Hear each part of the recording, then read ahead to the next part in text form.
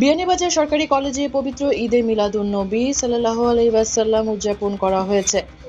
সোমবার সকালে কলেজের হলরুমে এক আলোচনা সভার আয়োজন করা হয়।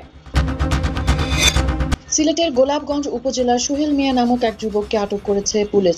সোমবার রাতে গোলাপগঞ্জ ভাদেশ্বর ইউনিয়নের হাওরতলা জামে মসজিদের পাশে তারেক মিয়ার বসত ঘরের সামনে থেকে দেশীয় তৈরি ব্যারেলবিহীন ট্রিগার বিশিষ্ট বন্দুক ও একটি শর্ট গানের লিড বল কার্তুজ উদ্ধার করা হয়।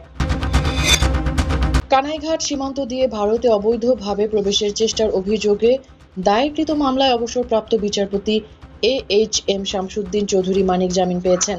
মঙ্গলবার তাকে সিলেট অতিরিক্ত চিফ জুডিশিয়াল ম্যাজিস্ট্রেট আদালতে তুলে পুলিশ এই মামলায় গ্রেফতার দেখানো আবেদন করে। এর প্রেক্ষিতে আদালতটির বিজ্ঞ বিচারক মানিককে গ্রেফতার দেখানোর নির্দেশ দেন।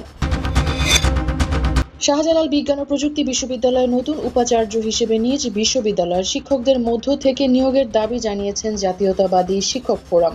সোমবার সংগঠনটির সহ সভাপতি অধ্যাপক ডক্টর মোহাম্মদ সাইফুল ইসলাম ও যুগ্ম সাধারণ সম্পাদক অধ্যাপক ডক্টর মোহাম্মদ জাহাঙ্গীর আলমের স্বাক্ষরিত এক সংবাদ বিজ্ঞপ্তিতে এই দাবি জানানো হয়।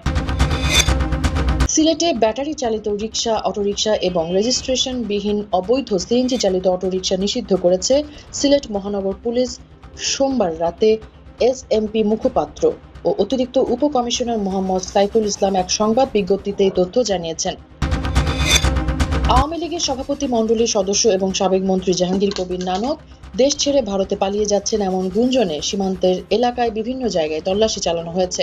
সোমবার দুপুরের পর থেকে ফেসবুকে ছড়িয়ে পড়ে যে নানক মৌলভীবাজারের জুড়ি এলাকায় রয়েছেন, সেখান থেকে ভারতে পালিয়ে যাওয়ার চেষ্টা করছেন।